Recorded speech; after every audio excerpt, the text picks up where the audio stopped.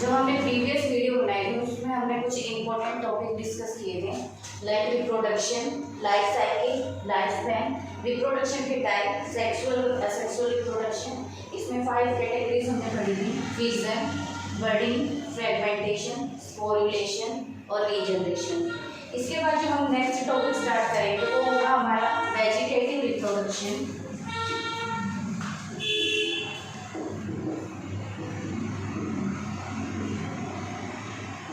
या फिर हम वेजिटेटिव रिप्रोडक्शन की बजाय इसको लिख देते हैं vegetative propagation.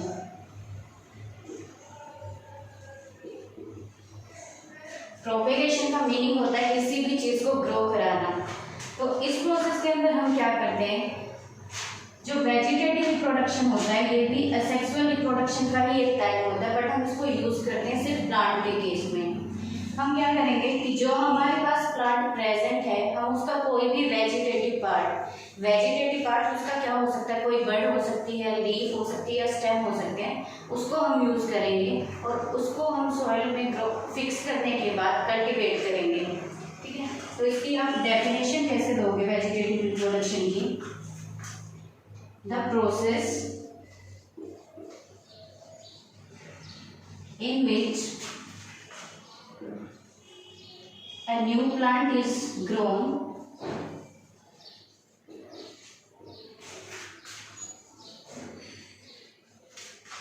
from the help of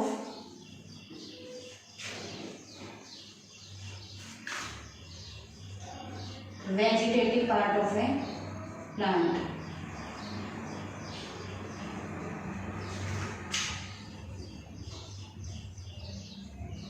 अब यहाँ पे हमने वर्ड यूज किया कि वेजिटेटिव पार्ट को हम बोल सकते हैं सोमा क्लोनल पार्ट या सोमेटिक पार्ट। जो सोमेटिक पार्ट होता है उसकी फीचर्स क्या होते हैं कि जो सोमेटिक पार्ट्स होते हैं उसके अंदर एबिलिटी होती है कि वो एक सेल से पूरा प्लांट ग्रो करा सकता है।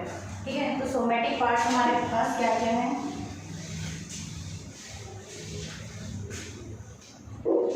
सोमेटिक पार्ट्स हमारे रहेंगे, स्टेम हो सकता है, लीफ हो सकती है या फिर कोई रूट हो सकती है।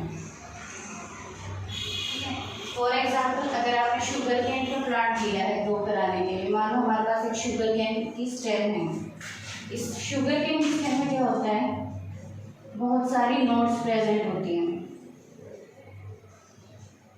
ठीक है, और इस तरह से ग्रास होती है, सीधा होता है वैसे तो, बट मैंने इस तरह से लिखा है।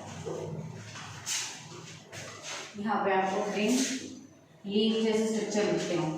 अब ये क्या होता है कि ये वाली हमारी नोड्स हैं और इनके बीच का जो डिस्टेंस होता है उसको हम बोलते हैं इंटरनोड्स। अगर हम इस स्टेम को यूज करके कोई नया शुगर प्लांट का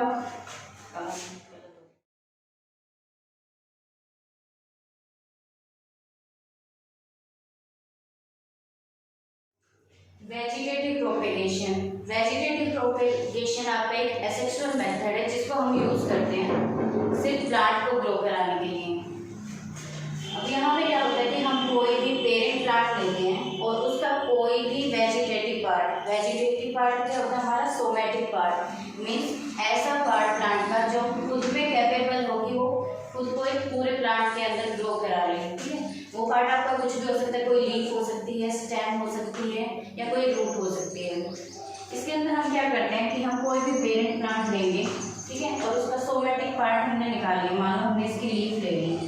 अब जब हम सोमेटिक पार्ट निकालते हैं तो एक बात हमेशा ध्यान में रखनी होती है कि उसके अंदर नोड्स वगैरह प्रेजेंट होनी चाहिए, क्योंकि जो नोड्स होती हैं वही एक ऐसी सीरीज होती है जहाँ से लीफ प्लांट आपका ग्रो करना शुरू करेगा। तो हमने यहाँ पे जैसे लीफ ली है, लीफ के अंदर बहुत सारी नोड्स प्रेजेंट हैं। इस लीफ को हमने क्या किया, सोइल के अंदर फिक्स किया और सोइल के अंदर फिक्स करने के बाद अगर हम इसको फेवरेबल कंडीशन प्रोवाइड करते हैं, मीन्स इसको हीट, टेम्परेचर और लाइट और जितने भी न्यूट्रिएंट्स हैं वो प्रॉपर अमाउंट में मिल रहे हैं, तो ये लीफ आपकी ग्रो कर जाएगी नोड्स के थ्रू और नया प्लांट आपका अराइज हो जाएगा। जब हम वेजिटेटिव रिप्रोडक्शन पढ़ते हैं तो इसके अंदर हम जैसे एग्जांपल ले रहे हैं कि रूट हम किस किस प्लांट के यूज़ कर सकते हैं।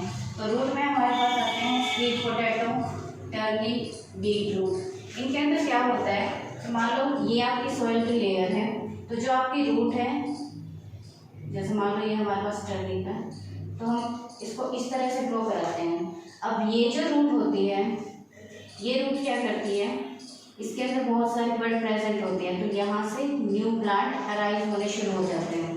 इसी तरह से आपकी रेडिश है, कैरेट है, ये भी इसी तरह से ग्रो करती है। इसके बाद हम पढ़ते हैं अंडरग्राउंड स्टेम। अंडरग्राउंड स्टेम के अंदर जो हमारे पास फर्स्ट पॉइंट है वो है ट्यूबर्स का।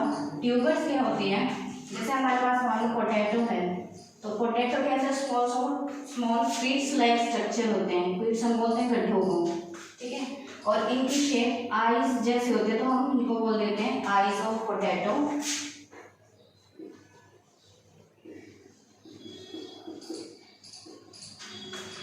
अगर हम पोटैटो को फेवरेबल कंडीशन में रखेंगे, जहाँ पे टेम्परेचर ज़्यादा है और मॉइस्चर ज़्यादा है, वहाँ पे क्या होगा कि इन आइज के थ्रू छोटे छोटे आपकी ग्रीन कलर के ट्यूब्स निकलना शुरू हो जाती हैं।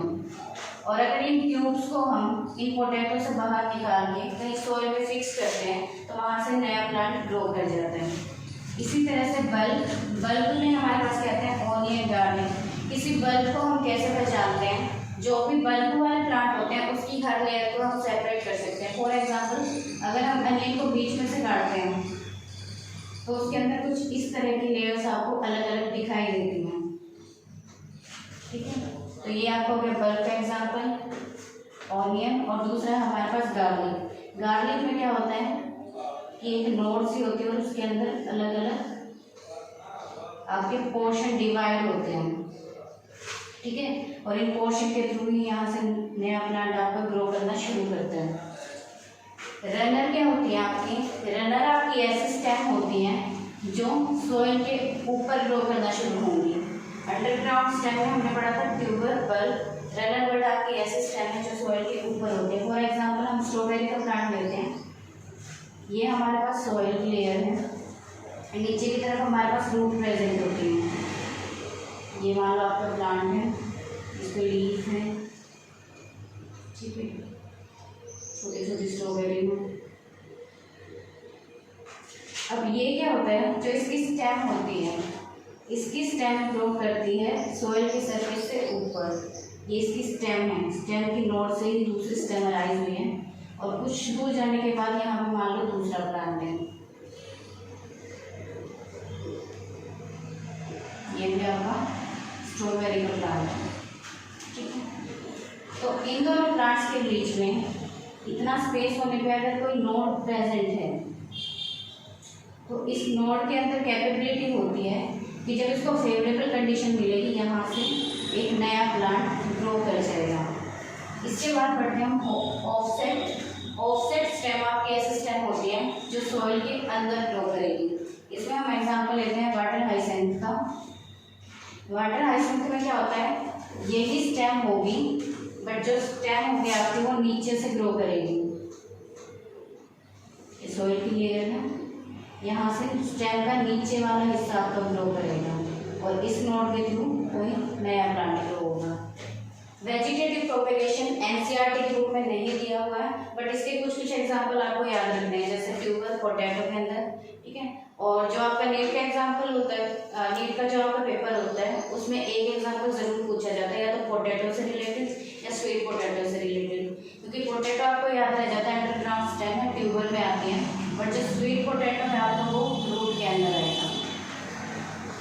इसके बाद हमें शुरू करना है सेक्सुअल रिप्रोडक्शन।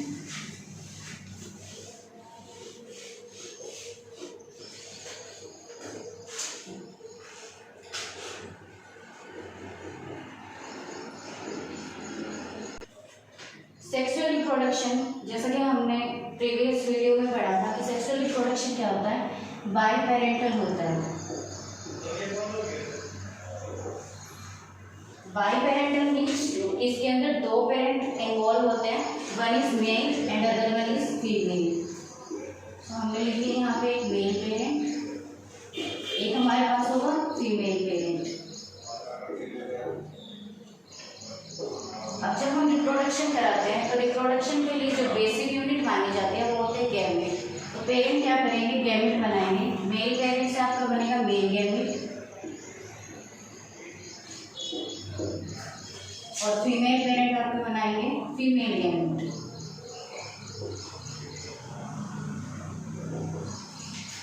गैमेट की फॉर्मेशन होने के बाद गैमेट का ट्रांसफर होगा, और गैमेट ट्रांसफर होने के बाद जब ये फिजिकली कांटेक्ट में आएंगे तो उस प्रोसेस को हम बोलेंगे फर्टिलाइजेशन। और फर्टिलाइजेशन होने के बाद हमारे पास बनेगा जाइगोट।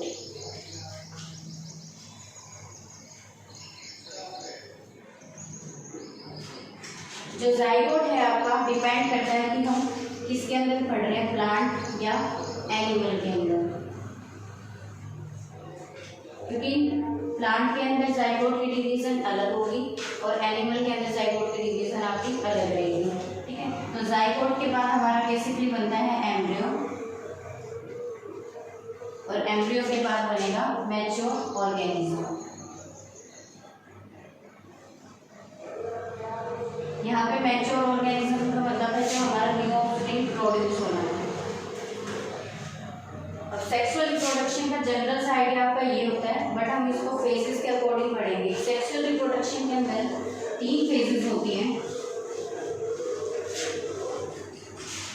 फर्स्ट फेज होती है आपकी प्री फर्टिलाइजेशन,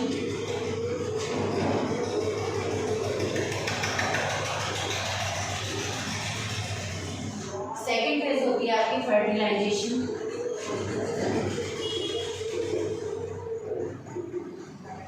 और थर्ड फेज होती है आपकी पोस्ट फर्टिलाइजेशन।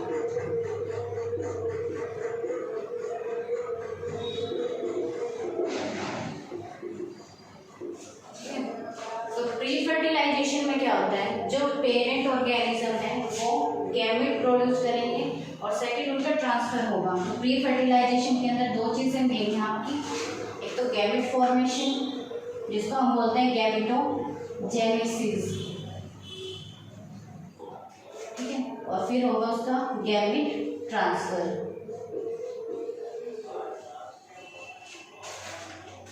फर्टिलाइजेशन में क्या होगा, फ्यूजन होगा। फ्यूजन मीन्स फिजिकली कांटेक्ट हो गया, जो दोनों के न्यूक्लियस होते हैं वो आपस में फ्यूज करते हैं। यहाँ पे होगा fusion of both gametes, male और फीमेल का।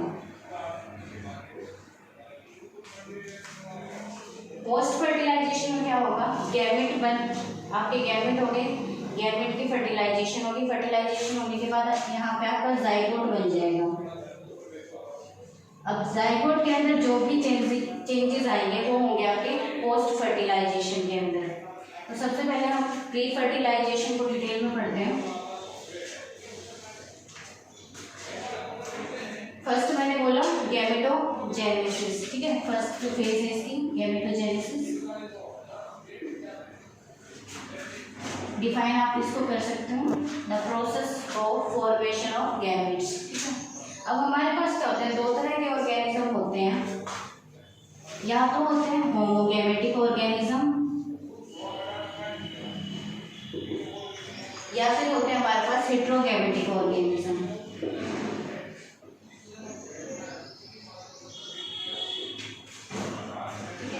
होमोगैमेटिक ऑर्गेनिज्म जो होते हैं इनको हम बोल सकते हैं आइसोगैमेटिक ऑर्गेनिज्म, और हेट्रोवर्ट के लिए आप कोई बेटर नेम लिया तो हेट्रोगैमेटिक ही यूज करना। होमोगैमेटिक ऑर्गेनिज्म कौन से होते हैं, ऐसे ऑर्गेनिज्म जिसमें मेल और फीमेल दोनों ही पेरेंट एक जैसे गैमेट बने हैं, यानी उन गैमेट की जो मॉर्फोलॉजी है वो सेम हो, यानी ऐसे ऑर्गेनिज्म जिसमें मेल या फीमेल कौन सा गैमेट है हम आइडेंटिफाई नहीं कर सकते, दोनों की शेप स्ट्रक्चर सब कुछ सेम होता है, ठीक है। जैसे आप एग्जांपल ले सकते हैं, यहाँ पे होमोगैमेटिक में आपका आ जाएगा एल्गी।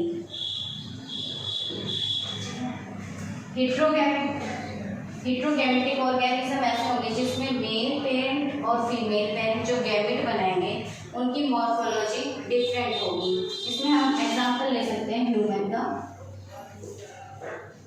ह्यूमन में मेल गैमेट क्या होता है, मेल गैमेट होता है आपका स्पर्म, और फीमेल गैमेट होता है आपका ओवम या एग बोल देते हैं। ठीक है। दोनों की जो मॉर्फोलॉजी होती है डिफरेंट होती है, बिकॉज स्पर्म जो होता है उसका स्ट्रक्चर होता है आपका इस तरह से, एक हेड होता है और टेल होती है, ठीक है। और जो एग होता है आपका वो राउंड स्ट्रक्चर होता है जिसके अंदर न्यूक्लियस प्रेजेंट होता है। स्पर्म में जो न्यूक्लियस होता है वो आपके हेड में प्रेजेंट होता है। तो यहाँ से हमें गैमेटोजेनेसिस के अंदर डेफिनेशन लिखनी है, होमोगैमेटिक और हेटेरोगैमेटिक में डिफरेंस लिखना है, साथ में एक एग्जाम्पल लिखना है, जैसे एलगी हो गया, यहाँ पे हो गया आपका ह्यूमन। इसके बाद हमें क्या करना है कि गैमेट बन गए, अब नेक्स्ट स्टेज आ जाएगी हमारे पास गैमेट ट्रांसफर।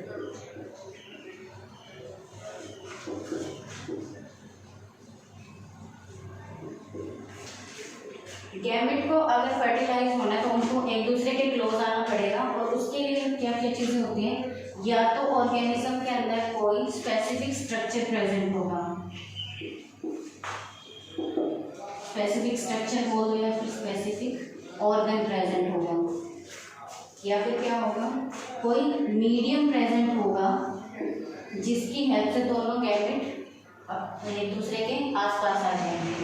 इसके बाद क्या होगा, या फिर उनके पास कोई एजेंट होगा जिसके थ्रू वो गैमेट एक दूसरे के कॉन्टेक्ट में आएंगे, ठीक है। स्पेसिफिक ऑर्गेनिज्म जैसे हम बात करते हैं कि मेल के अंदर पेनिस प्रेजेंट होता है और फीमेल के अंदर वेजाइना प्रेजेंट होती है, ठीक है। तो पेनिस के थ्रू क्या होता है, जो स्पर्म होते हैं वेजाइना के ट्रैक्ट में एंटर कर जाते हैं। तो यहाँ पे कुछ ऑर्गन्स की बात होगी, मीडियम। फॉर एग्जांपल अगर हमारे पास कोई ब्रायोफाइट्स हैं, ब्रायोफाइट्स आपके होते हैं लोअर कैटेगरी वाले प्लांट्स, ठीक है, जो सिंपल ऑर्गेनाइजेशन वाले लाइक एल्गी है, फंगस है या ब्रायोफाइट्स है। इनके अंदर क्या होता है, ये अपने जो भी गैमेट्स होते हैं वो वाटर के अंदर रिलीज करते हैं, तो इनको मीडियम की रिक्वायरमेंट है, मीन्स वाटर प्रेजेंट होगा तो एक दूसरे के गैमेट आपस में टकराएंगे, ठीक है। ड्राई पोर्शन पे कभी भी आपकी एल्गी फंगस ग्रो नहीं कर पाती क्योंकि उन्हें वहाँ पे मीडियम नहीं मिलता। इसके बाद हम बात करें एजेंट की। जो एजेंट हैं ये रिक्वायर होते हैं हमें प्लांट्स के अंदर। मान लो कि कोई फ्लावर है, ठीक है, और फ्लावर के अंदर जो मेल गैमेट होते हैं वो होते हैं आपके पोलन ग्रेन्स। पोलन ग्रेन्स क्या करेंगे, अगर पोलन ग्रेन से हमें कोई गैमेट निकालना है तो पोलन ग्रेन को पहले स्टिग्मा पे जाना पड़ता है। स्टिग्मा होगा फीमेल फ्लावर के अंदर, ठीक है। अब एक फ्लावर से फीमेल फ्लावर तक हमें अगर कोई चीज़ लेके जानी है तो किसी ना किसी एजेंट की रिक्वायरमेंट होती है। वो एजेंट आपका कुछ भी हो सकता है, हो सकती है विंड हो सकती है या कोई एनिमल हो सकता है, ठीक है। तो किसी की हेल्प ले रहे हैं, तो अगर हम किसी की हेल्प ले रहे हैं तो वहाँ पे एजेंट रिक्वायर्ड है। अब दो चीज़ें होगी, गैमेट बन गए, गैमेट पास भी आ गए, अब क्या होगा उनकी फर्टिलाइजेशन।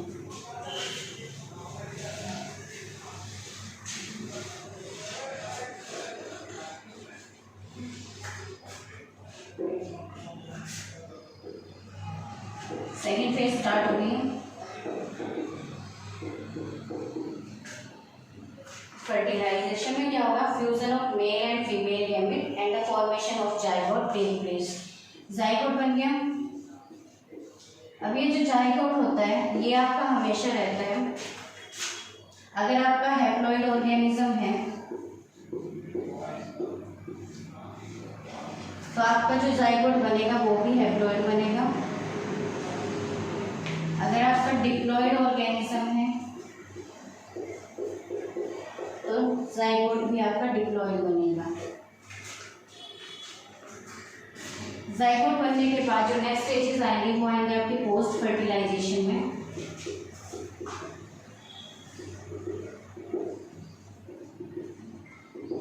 पोस्ट फर्टिलाइजेशन के अंदर दो मेन फेजेस होती है आपकी। एक होती है एम्ब्रियोजेनेसिस और डेवलपमेंटल प्रोसेस।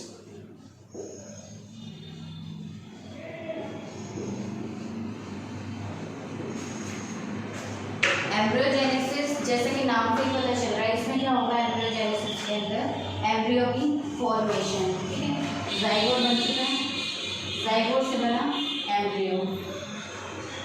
अब एम्ब्रियो के अंदर कितना चेंज होना है वो सारा आ जाएगा आपका डेवलपमेंटल प्रोसेस में। अगर हम बात करें ओविपेरस एनिमल्स की, ओविपेरस एनिमल्स कौन से होते हैं हमारे? वो एनिमल्स जो एग ले करते हैं, ठीक है। अगर उनके अंदर जाइगोट बना है, जाइगोट कन्वर्ट हुआ एम्ब्रियो में। अब जो एम्ब्रियो बना होता है इनके अंदर, एम्ब्रियो को क्या करते हैं, जो ऑर्गेनिज्म होगा वो हैच आउट करेगा, यानी हैचिंग प्रोसेस होगा। और हैचिंग के बाद जब एग पूरी तरह से मैच्योर हो जाएगा तो उसके अंदर से जो बेबी ऑर्गेनिज्म होगा वो बाहर आना शुरू हो जाएगा। इसी तरह से जो हमारे पास विविपेरस एनिमल होते हैं,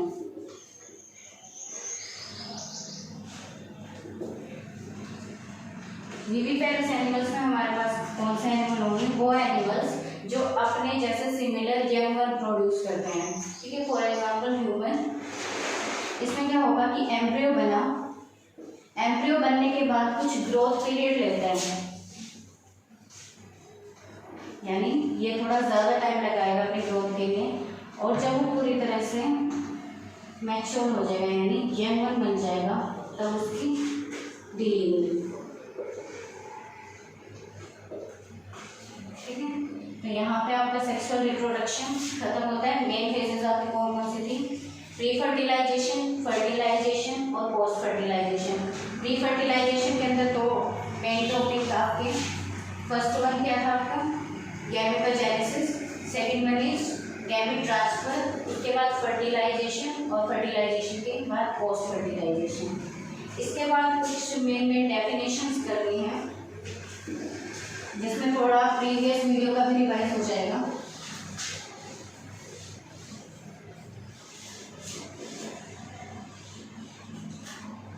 कल हमने एक टॉपिक किया था जिसमें हमने पढ़ा था फिजन। फिजन के अंदर हमने पढ़ा था कि सेल डिवीजन होती है और वहाँ हमने पढ़ा था सिर्फ बाइनरी फिजन। तो बाइनरी फिजन में क्या होता है, जो पेरेंटल बॉडी होती है टू डॉटर सेल में डिवाइड हो जाती है। बाइनरी फिजन की तरह ही एक फिजन और होता है जिसको हम बोलते हैं मल्टीपल फिजन। मल्टीपल फिजन में क्या होगा,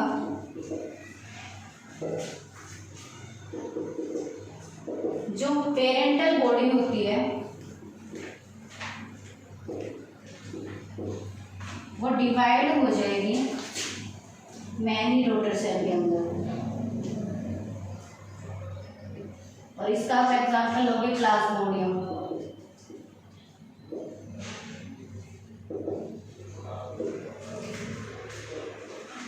इसी से रिलेटेड एक होती है प्लाज्मोटोमी।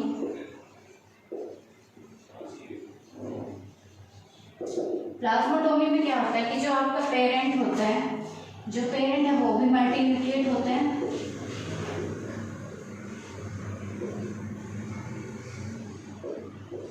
उसके अंदर कुछ सेल डिवीजन होती हैं और जितने भी डॉटर सेल बनेंगे उनके अंदर भी मल्टीन्यूक्लिएटेड कंडीशन प्रेजेंट होगी।